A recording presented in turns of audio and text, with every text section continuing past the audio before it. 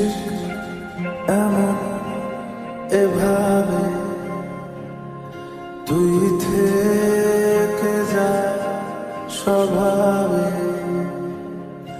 আমি বুঝেছি ক্ষতি নেই